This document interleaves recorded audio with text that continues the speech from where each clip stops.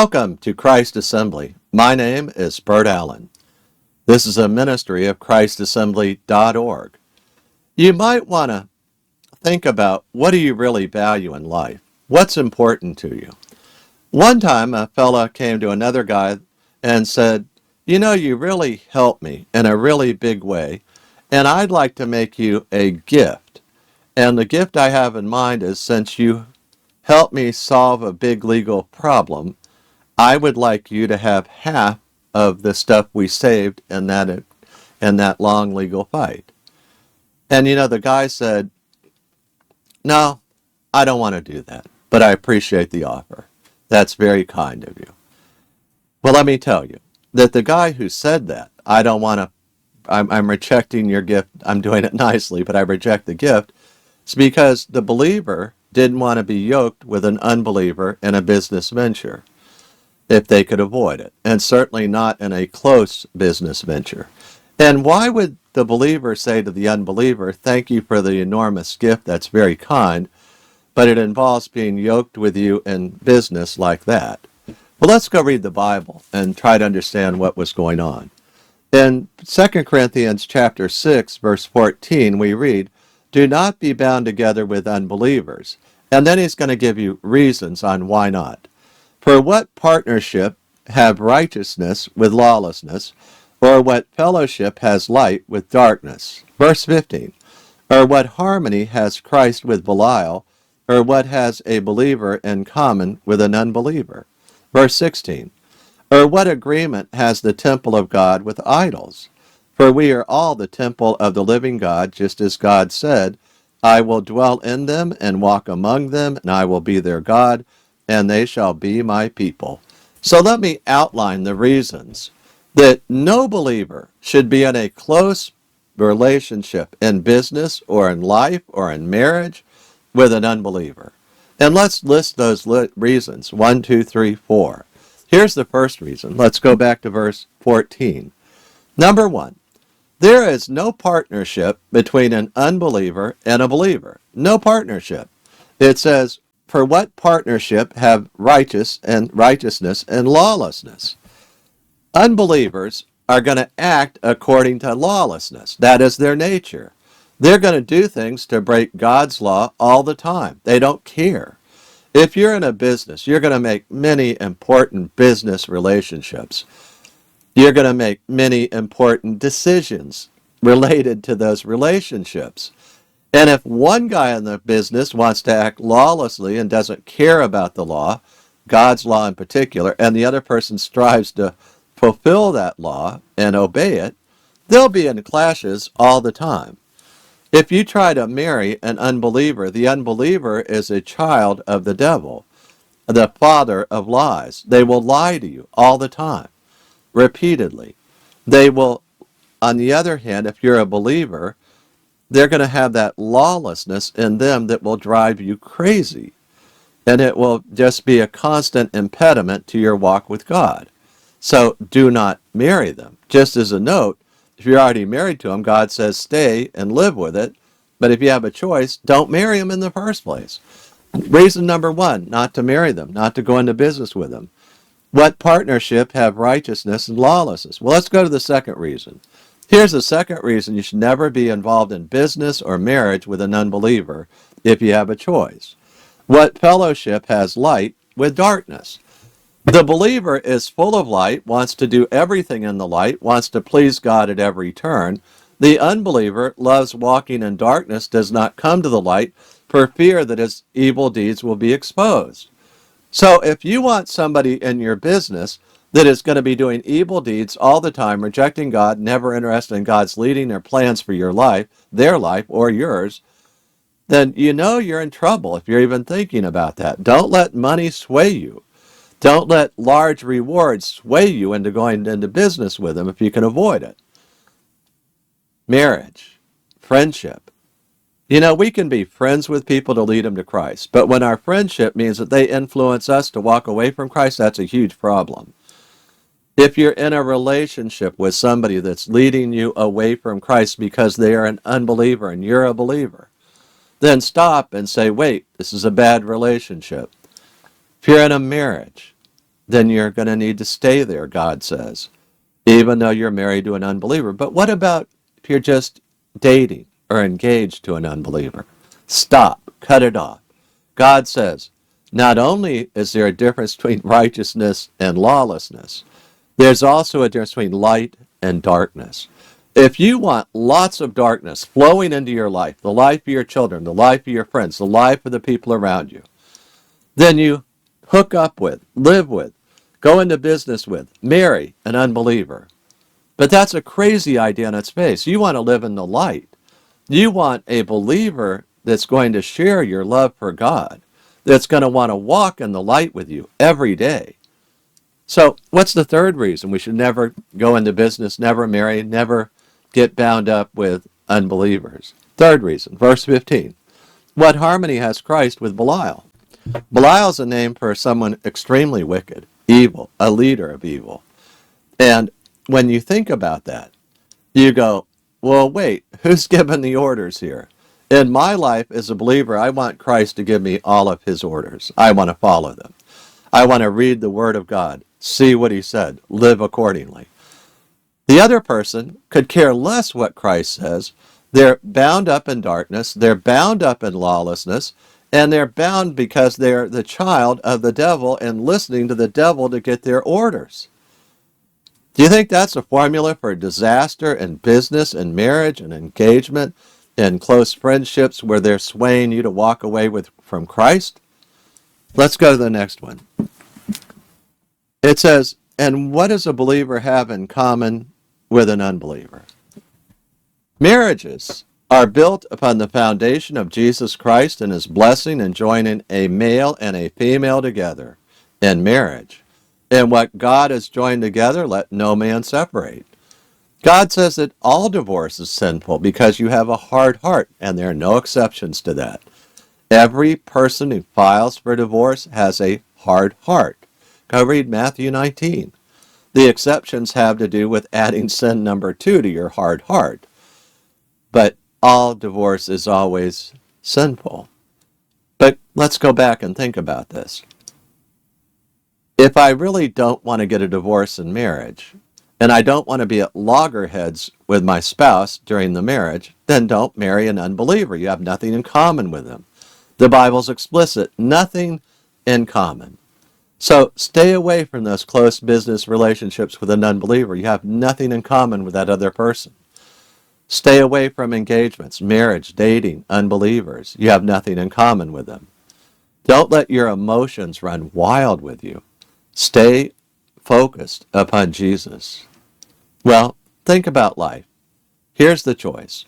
Do you want to get into relationships with people that are going to lead you away from Christ? Well, Bert, does that mean we're never friends with unbelievers? No, be friends with unbelievers. Do not let them lead you away from Christ. Friendship evangelism in the sense that you love them, talk to them, spend time with them, evangelizing them. Remember, you have nothing in common with them. Their darkness and your light. Remember that they serve Belial, you serve Christ. Remember that they are lawless and you're righteous. With all those things in mind, love them. But okay, so we're going to be separating ourselves from the vast majority of the people on earth. Why would we do that? Well, we're talking about a spiritual separation that will lead you closer to God. Here's how he described that. For we are the temple of the living God, just as God said, I will dwell in them and walk among them, and I will be their God, and they shall be my people. So we are the temples of God. He indwells us. He walks among us. And we need to keep that in mind. We're thinking about forming close relationships in business or life or otherwise, whatever it may be, with unbelievers. We are the temple of the living God. He lives inside of us. That's great news. There's no better news than once we're saved, God lives with us all the time. Verse 17, therefore come out from their midst and be separate, says Yahweh, says the Lord, and do not touch what is unclean, and I will welcome you. Another reason we do not have these close relationships with unbelievers is because God says, I want you to be separated from that uncleanness. Don't let it pollute your life. Think about Solomon, the wisest of men. He was polluted by his wives so that he fell into idolatry with them and promoted their idolatry. You can be wise about this and still sinful. You can have a lot of great insight into the way things really are and still be caught up in your love and your sin for unbelievers. Don't go there, be separate. Well, what's the last thing? So he says, verse 18, "And I will be a father to you, and you will be sons and daughters to me, says the Lord Almighty." When you want to have the closest possible relationship with the Lord Almighty, separate from the people who are going to lead you away from Him. Do not marry them. Do not go into close business with them. Take God's word that it will not work well. Or try it your way, and if you marry them, live a life of a lot less than what God wants for you. You're making a horrible choice. You're violating the word of God if you marry an unbeliever. It's not a good idea. Same applies for business. Don't go into a business relationship where it's going to be a close business relationship where you know they're an unbeliever and they've got all those things where you have nothing in common with them. Be separate. God will bless you in business without them. God will bless you as you follow Him. Life will be better as you follow Him. You will be a son and daughter to them as you separate and come out from them. Do not entangle yourself with people of this world. Let's pray. Father, we thank you for your word and the great warnings. May we follow through on them. But we also thank you for your great promises here, that as we separate from the world, that we will be your sons and daughters. You will dwell with us. We are already the temple of God, and your abiding presence will cheer us and lift us, that we will serve you and be glorified, that we will glorify you, Lord, and that you will make our lives shine with your glory. Thank you, Lord, that we love you, that you've drawn us to yourself. May we serve you well and avoid those bad people, Lord, that would separate us from you. Instead, Lord, may we separate from them. In the name of Jesus we pray. Amen. Hallelujah. Before I close the video, I'd like to share with you 4 verses about eternal life. I often ask people this simple question: why should Jesus let you into heaven? And the answer to that question surprises many people because it comes from the Bible and it's simple and it's clear. Most folks, when they hear that question, they tell me, well, I've been good, or tried to do more good than bad, or I tried hard, or I've done a lot of nice things, and I hope God will let me into heaven. They somehow think if their good works outweigh their bad works, that God will let them in. But God says, actually, I'll let people into heaven because of a free gift. But the story from Jesus starts with 4 verses, and I'm going to read them one at a time. Romans 3:23 says, "For all have sinned and fall short of the glory of God." Romans 3:23. You see, for every person who lives today on earth in human flesh, we've all sinned. Every one of us. We've all told a lie. We've all done or said something that made somebody else angry, and we were doing it out of anger ourselves. We've all done things to hurt other people at one time or another. God says that's all sin, and I look upon that as falling short of my glory, God says. God says we should never fall short of His standard, which is the glory of God. Well, is it serious that we've sinned? Should I be worried about that? Everybody sinned. Why should I worry? Well, consider Romans 6:23. For the wages of sin is death, that all of us deserve the death penalty. At the moment we sinned, we incurred the death penalty for the smallest sin or the biggest sin. I'm happy that Romans 6:23 continues and says, "But the free gift of God is eternal life in Christ Jesus our Lord."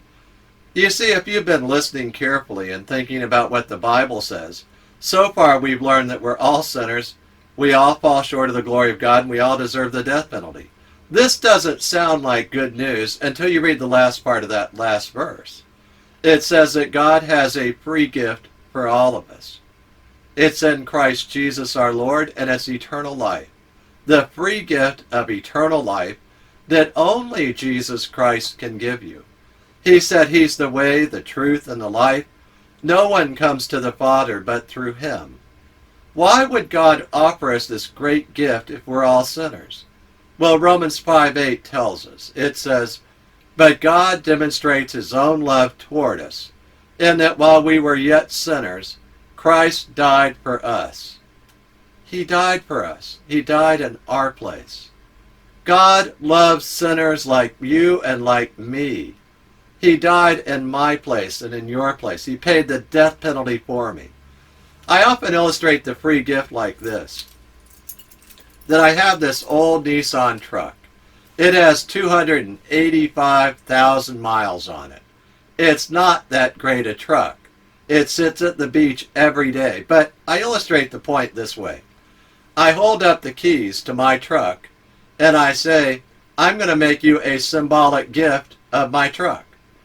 But until you take the keys out of my hand, it's not your truck yet. Well, let me tell you what I mean. A lot of people have been going to church for years. They know all about Jesus. They can quote verses about Jesus.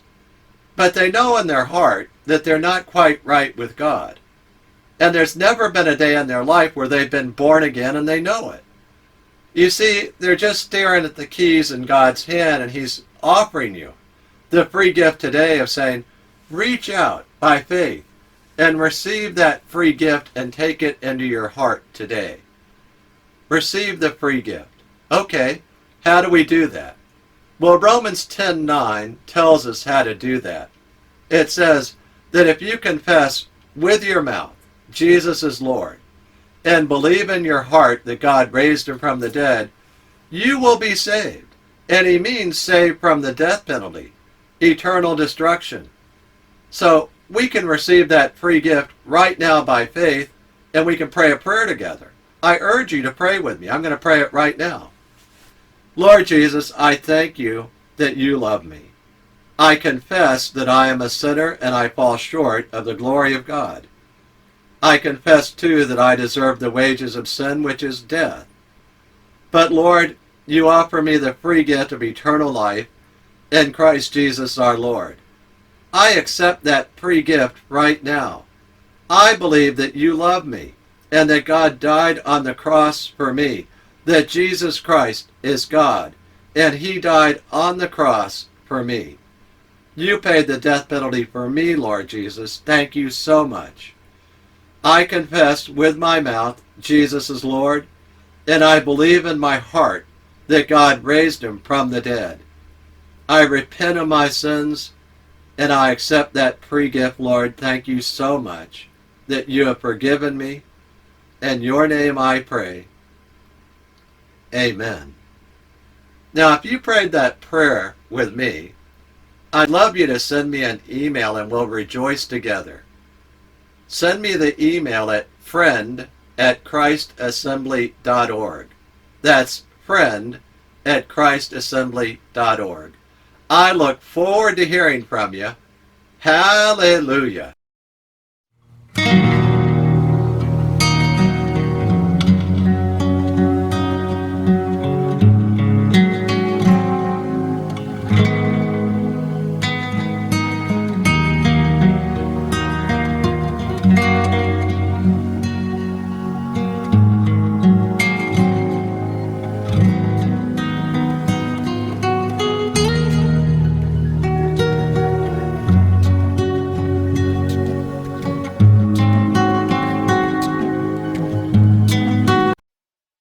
Scripture quotations taken from the NASB, New American Standard Bible, copyright 1995 by the Lockman Foundation. Used by permission, all rights reserved.